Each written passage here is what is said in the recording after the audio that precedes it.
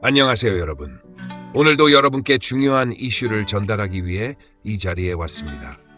이 시간에 정치권에서 떠들썩했던 윤석열 대통령 도피설과 관련된 이야기를 짚어보겠습니다. 야당인 민주당에서는 윤 대통령이 이미 용산을 떠나 제3의 장소에 도피했다는 주장을 펼쳤는데요.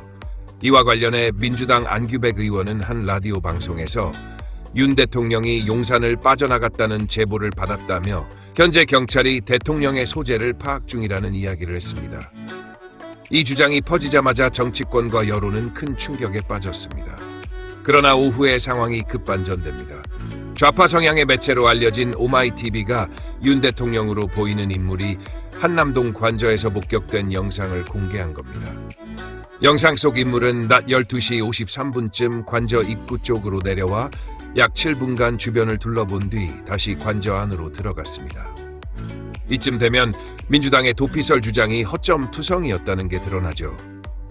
같은 날 대통령이 관저에 있었다는 영상이 공개된 겁니다.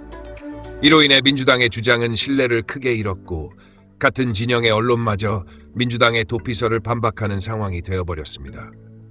그런데 여기서 끝이 아닙니다. 대통령실은 오마이뉴스에 대해 군사시설 보호구역을 무단으로 촬영했다며 고발 조치를 했습니다.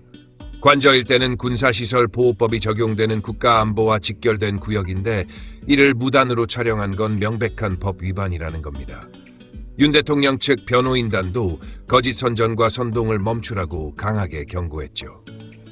민주당의 도피설 주장은 사실 확인도 없이 터뜨린 선동 공작으로 보입니다. 실제로 대통령이 도피했는지 확인도 하지 않은 채 막연한 제보를 근거로 주장했죠. 그런데 그 주장을 뒤집는 증거가 같은 날 공개되면서 자신들의 무책임한 선동이 국민들에게 드러난 겁니다. 여러분, 이번 사건에서 중요한 교훈은 정치적 주장이 얼마나 신중해야 하는가입니다.